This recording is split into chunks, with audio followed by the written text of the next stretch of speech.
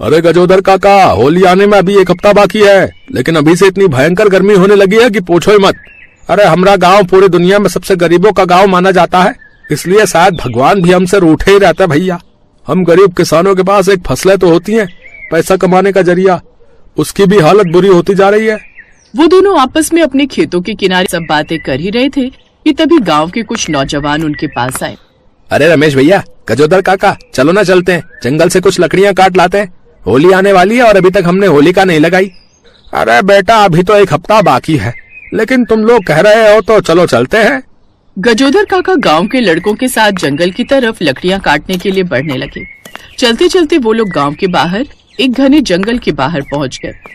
चाचा, हमारे गांव में तो पेड़ पौधे ज्यादा बचे ही नहीं, इस जंगल से ही लकड़ियां काट लेते हैं, क्योंकि पिछले 2 सालों से इंद्रदेव हमसे नाराज चल रहे, ना कोई फसल ढंग की हो रही है और ना ही पेड़ पौधे ठीक से जी पा रहे हैं। वो लोग उस जंगल के अंदर घुस गए और पेड़ काटने लगे।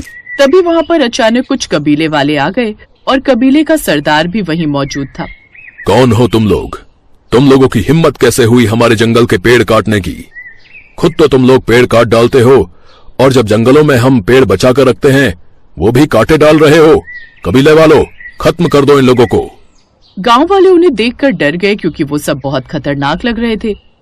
अरे भाई साहब, 1 हफ्ते बाद होली आने वाली है, ये लकड़ियां हम लोग होलिका दहन के लिए ले जा रहे हैं। ये पूरा जंगल हमारा परिवार है, कोई इस जंगल की एक पत्ती तक तोड़ कर ले जाता है ना, तो हम उसे बख्शते नहीं हैं। सरदार, इन्होंने हमारा पेड़ काटा है, इसलिए अब हम इन्हें काट डालेंगे।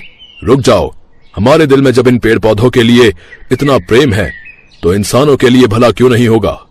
1 हफ्ते बाद होली आने वाली है, और होली वाले समय पर इन लोगों के साथ हम इतना बुरा नहीं कर सकते, लेकिन तुम लोगों को इसकी कीमत चुकानी पड़ेगी। कैसी कीमत सरदार? तुम लोगों को हर घर में जितना भी अनाज है, जितना भी धन है, सब लाकर मेरे सामने रखना होगा, वरना मुझसे बुरा कोई नहीं होगा।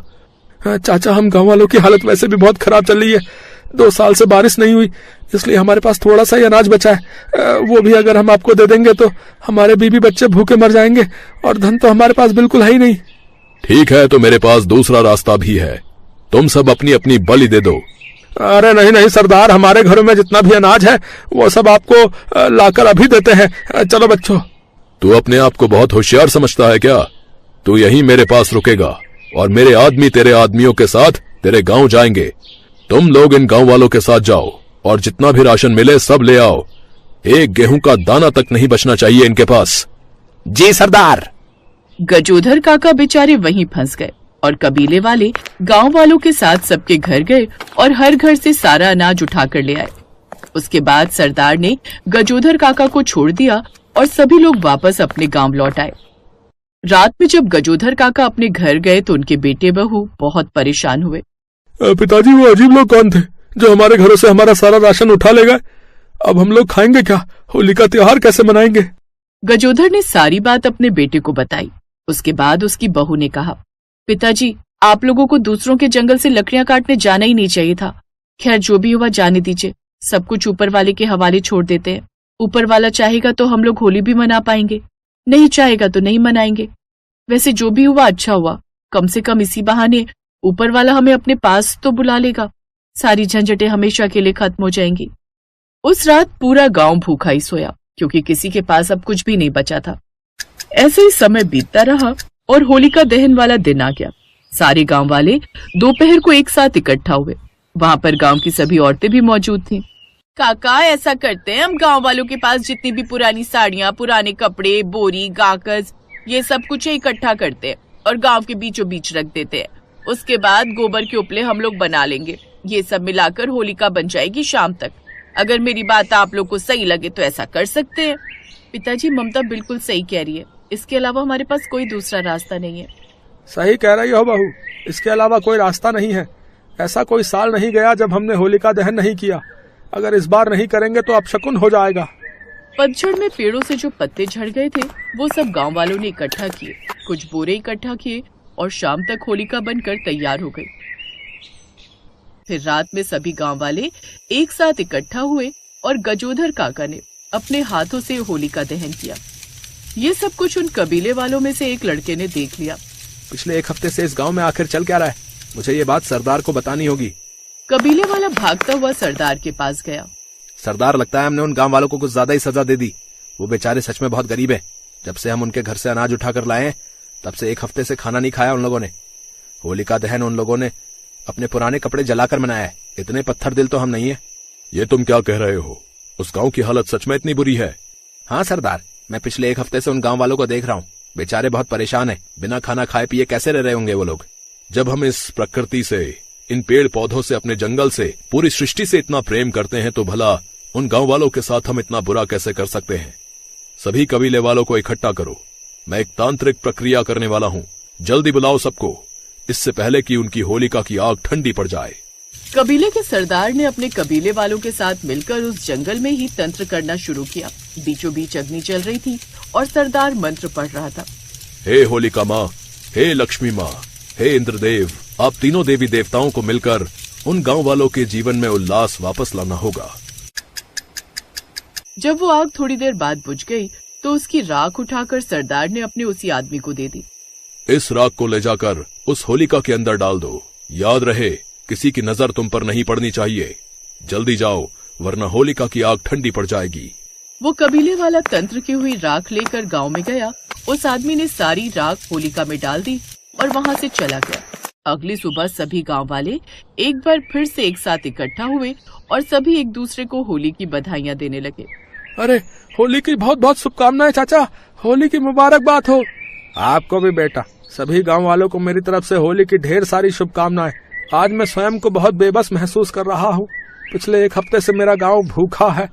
आज होली के दिन न हमारे पास रंग है और न ही खाने के लिए गुजिया। गुजिया तो छोड़ो, एक रोटी तक नसीब नहीं है आज। तभी अचानक आसमान से धीरे धीरे धूप गायब होने लगी और आसमान धीरे धीरे काला पड़ता गया। अगले पल ही आसमान में जोरदार बिजली कड़की। तभी अचानक आसमान से मूसलाधार बारिश होने लगी। लेकिन वो बारिश साधारण नहीं थी, बल्कि रंग बिरंगी थी। उन गांव वालों पर रंग बिरंगा पानी बरसने लगा। उस रंग बिरंगे पानी से खेतों की फसलें लहराने लगी। जिन पेड़ों से पत्ते झड़ गए थे और उनमें फिर से हरियाली लौटने लगी। अरे, ये बरसात साधारण नहीं है। आज तो अपने गांव में जादुई रंगों की बरसात हो गई। लेकिन ये सब हुआ कैसे? तभी वहाँ पर कबीले वाले आ गए।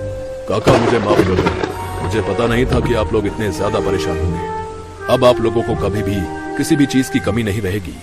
चलिए हम सब मिलकर इस रंगों की जादुई बारिश में होली खेलते हैं। सबने जमकर होली खेली और उस दिन के बाद उस गांव से सारी परेशानियां हमेशा के लिए खत्म हो गई।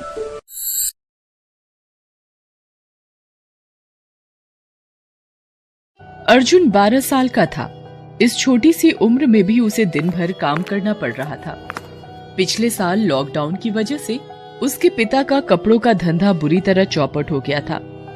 नए ग्राहक तो बने नहीं, उल्टे जो उनके पुराने ग्राहक थे वो भी टूट गए। हालत इतने खराब हो गए थे कि उनके घर में खाने के लिए मुट्ठी भर अनाज भी मौजूद नहीं था। उसके पिता रोज सुबह काम की खोज में निकलते थे और शाम को थक हार कर घर वापस आ जाते थे। एक दिन जब उसके पिता घर आए, क्या हुआ जी, आज कुछ काम मिला? नहीं, आज भी कोई काम नहीं मिला। ना जाने भगवान हमारी कैसी परीक्षा ले रहे हैं। आज तो बनिए ने भी और उधार देने से मना कर दिया। कह रहा था कि पहले पुराना कर्जा चुकता करो, फिर सामान मिलेगा।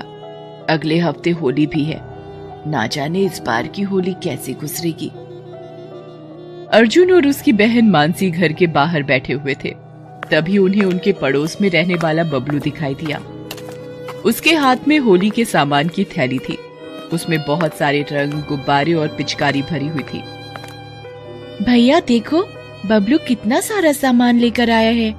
हम कब जाएंगे भैया सामान लेने?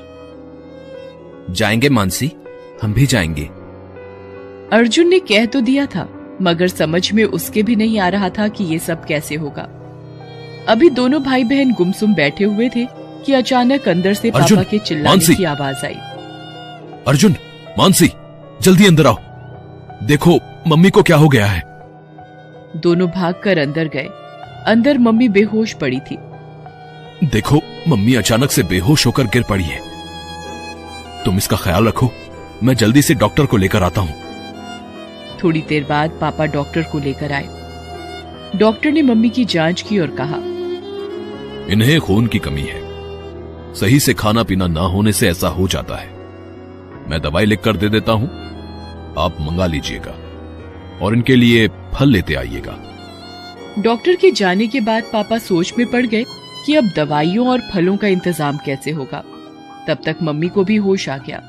सारी बात जानकर वह बोली, एक तो पहले ही इतनी मुसीबत थी, ऊपर से मैं भी बोझ बनकर बैठ गई। नहीं माँ, तुम बोझ नहीं हो, मैं करूंगा तुम्हारी दवाइयों का इंतजाम। पापा प्लीज मुझे रोकना मत, मैं कल ही किसी काम की खोज में जाऊंगा। पापा कुछ नहीं बोले। अगले दिन अर्जुन काम की तलाश में निकला। साहब कुछ काम मिलेगा? क्या काम कर सकता है तू? कुछ भी काम चलेगा साहब। तो फिर ठीक है, झाड़ू उठा और दुकान के सामने झाड़ू लगा दे, और अंदर होली का सामान रखा हुआ है, उसे बाहर सजा दे। अर्जुन दिन भर मेहनत करके सारा काम करता है। जब दुकान बंद होने का समय होता है तो वह दुकानदार के पास जाता है और कहता है, साहब कुछ पैसे मिलेंगे? अरे अभी तो काम का एक ही दिन हुआ है और तुझे अभी पैसे चाहिए? कहीं नशा वशा तो नहीं करता है ना तू? नहीं साहब, घर में माँ बीमार है, उसके लिए दवाई और कुछ फल खरीदने हैं। दुकानदार को अर्जुन की बातों में सच्चाई नजर आई। वो उसे कुछ पैसे देते हुए बोला, ले ये कुछ पैसे हैं, ले जा, और कल सुबह जल्दी आ जाना, होली के कारण ग्राहकों की भीड़ बढ़ती जा रही है। अर्जुन दवाइयाँ और फल खरीदकर घर जाता है। सामान देखकर माँ रोते हुए उसे गले लगा लेती है। उस दिन से अर्जुन काम करने लग जाता है। होली में अब सिर्फ 2 दिन बचे हुए थे। अर्जुन दुकान की साफ सफाई कर बाहर बैठा हुआ था। तभी उसे एक औरत की आवाज सुनाई दी, चोर चोर पकड़ो पकड़ो। अर्जुन ने देखा एक चोर उस औरत का पर्स लेकर भाग रहा था। अर्जुन ने आव देखा न ताव और उस चोर के पीछे दौड़ पड़ा। दौड़ते दौड़ते वो चोर के करीब पहुंच गया। चोर ने जब देखा कि एक लड़का उसके इतने करीब आ गया है तो उसने पर्स का एक भरपूर वार अर्जुन पर कर दिया। पर्स सीधा अर्जुन के सिर पर लगा। उसका सर फट गया, लेकिन फिर भी अर्जुन ने उसका पीछा करना नहीं छोड़ा। वो दौड़ते हुए चोर के पैरों से लिपट गया और उसे गिरा दिया। तब तक आसपास के लोग भी वहां आ गए और चोर को पकड़कर पुलिस के हवाले कर दिया। इधर अर्जुन की आंखों के सामने अंधेरा छा गया और वो बेहोश हो गया। अर्जुन को जब होश आया तो वो अस्पताल में था। लोगों ने उसे अस्पताल में भर्ती करवा दिया था, जहां डॉक्टर ने उसकी मरहम पट्टी कर दी थी। नाम पता लिखवाने के बाद उसकी छुट्टी कर दी गई। अगले दिन जब अर्जुन घर आया तब, भैया कल होली है, आपने तो कहा था हम भी होली का सामान खरीदेंगे, बोलो ना भैया हम कब जाएंगे? अर्जुन की आंखों में आंसू आ गए। दुकान के मालिक से तो मैंने पैसे पहले ही ले लिए थे, माँ की दवाइयों के लिए। पापा के पास तो कुछ होगा नहीं, अब कहाँ से लाऊं इसके लिए होली का सामान? अब तू फिक्र मत कर, मैं तुझे होली का सामान जरूर दिलवाऊंगा, जरूर दिलवाऊंगा। अभी अर्जुन मानसी से ये बोल ही रहा था कि वहां एक कार आकर रुकी। उस कार से वही कल वाली औरत जिसका पर्स चोर लेकर भागा था वह निकली। उसके साथ उसके पति भी निकले। उसके हाथों में ढेर सारी थैलियां थी। आंटी आप यहाँ कैसे? बताती हूँ, पहले अंदर तो चलो। वो औरत और उसका पति अर्जुन और मानसी के साथ अंदर आते हैं और अर्जुन के माता पिता से मिलते हैं। कल अर्जुन की वजह से हम बर्बाद होते होते बचे हैं। जिस पर्स को अर्जुन ने चोरी होने से बचाया है उसमें हमारी प्रॉपर्टी के कागज थे और मेरे कुछ गहने थे जिनकी कीमत 12-15 लाख थी। अगर वो चोरी हो जाते तो हम बर्बाद हो जाते। फिर उसके पति ने कहा, अर्जुन ने हमें बर्बाद होने से बचाया है, इसलिए हमारा भी उसके प्रति कुछ फर्ज बनता है। हम पहले अस्पताल गए थे, वहीं से आपके घर का पता मिला। ये लीजिए, इसमें कुछ कपड़े, फल और मिठाइयां हैं। लो बेटा, इसमें आप लोगों के लिए रंग और पिचकारी है। और भाई साहब, आप अपनी नौकरी की चिंता बिल्कुल मत कीजिए।